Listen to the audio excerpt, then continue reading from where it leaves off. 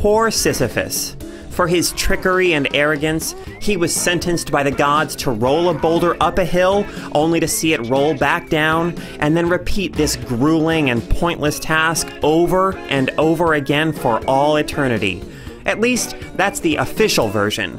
But who could endure such a fate? Surely the temptation to harness the power of that rolling boulder and break free of captivity would be too great to resist.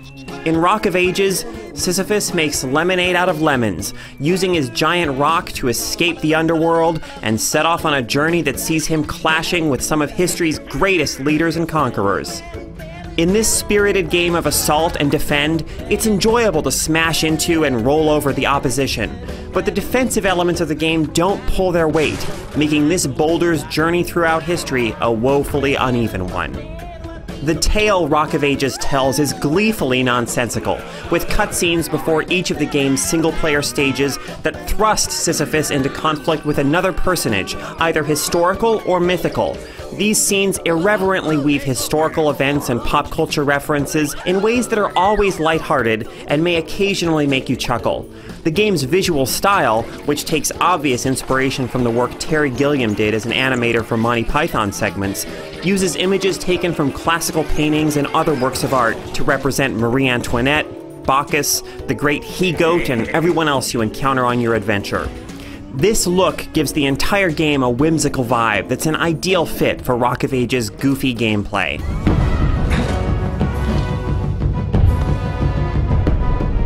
The main mode, which you play again and again throughout the game's story, is called War. War takes place on long, narrow, frequently winding battlefields with castles on either end. During one phase of play, you take direct control of a boulder.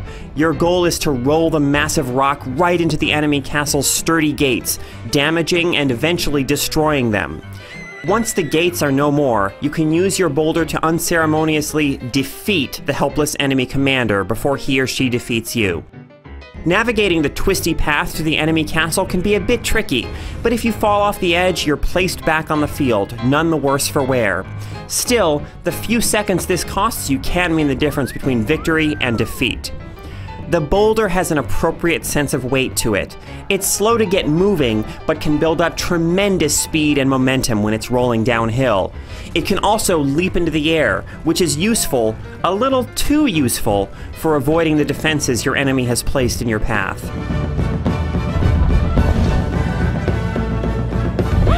Each time you crash your boulder into the enemy's gates, or it gets so damaged that it crumbles to bits, your workers get busy hewing a new one out of a giant stone cube. During this downtime, you can set up defenses to make the enemy boulder's path to your gates more treacherous, while your opponent establishes defenses on the other side of the field. The problem is that these defenses often have little or no impact on your opponent's assaults, and the defenses you encounter on your runs rarely do much to hinder you. Defenses are also hamstrung by the fact that you can only set them to face one of 4 directions, and very often, none of those are the most useful. On occasion, your opponent might be blown off course by one of your fans, or your boulder might be damaged by a ballista blast, but most defenses prove to be ineffectual. You can watch your enemy's boulder make its approach to your castle via a picture-in-picture window, and seeing their boulder roll unhindered past your defenses while you speed past theirs makes the defensive phase of the game feel like something of a waste of time. The campaign's 23 stages only take a few hours to complete, but the game doesn't feel too short. Each stage takes place on a new battlefield and introduces a new unit into your defensive arsenal, but the predictability of the action means it falls into a rut before it ends. Sprinkled throughout the story are also a few boss battles, but while they look impressive and are conceptually amusing, they're boring to play. Once you figure out the path that lets you roll or fling your boulder into the boss's weak spot, victory is a simple matter of repeating the process 3 times. War can be played online or split screen against a human opponent, but the same issues that impact the single-player game apply. It's fun for a little while to race to see who can be first to score that all-important 3rd impact on the enemy gates, but the weakness of the defensive aspect of the game keeps these battles from being altogether engrossing. The other competitive mode is called Ski Boulder. Here, you and your opponent race to the end of the battlefield, smashing targets along the way to score points.